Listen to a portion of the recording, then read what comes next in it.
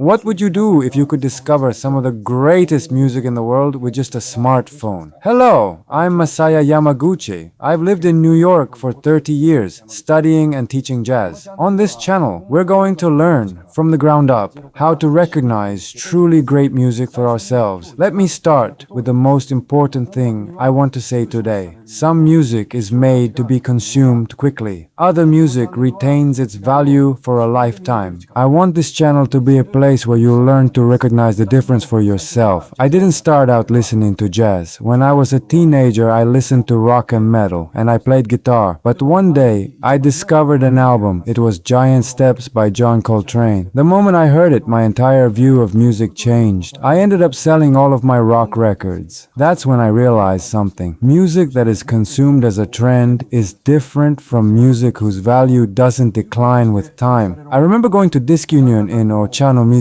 Tokyo. Rock albums were sometimes being bought for 10 or even 100 yen, but some of the jazz CDs I had sold because I realized they weren't really for me could be bought back for 600 or 800 yen, even imported editions. At the time, the Japanese yen was strong, so some imported CDs were being sold for around 1,100 yen. There was hardly any price difference. I thought, I could just keep doing this forever. It's even cheaper than renting music CDs. That experience changed the course of my life. So what is real music? I would say it is music that people continue to listen to decades after it was created. Trends come and go, but truly great music remains. That is the music we're going to explore on this channel. After that, I came to New York and studied jazz. I continued researching the music of John Coltrane. At one point, I was working on a book about his music, and the publication was being arranged through Hal Leonard Corporation.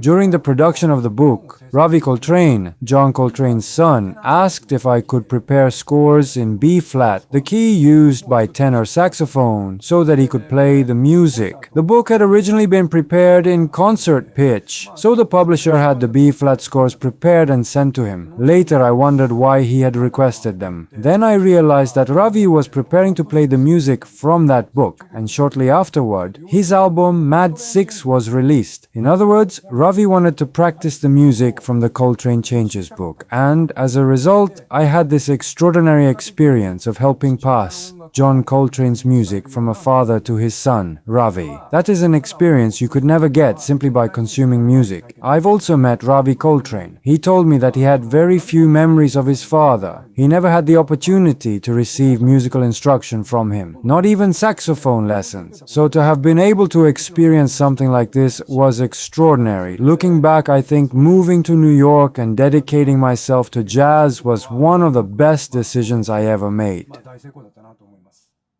Today, we live in a world overflowing with information. That's exactly why it's important to develop the ability to recognize what is actually true.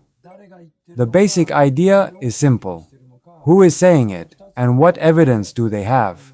Just looking at those two things can tell you a great deal about the quality of information. On this channel, we're going to develop that ability together. So here is your first step. I want you to listen to this man, Louis Armstrong. Everything in jazz starts here.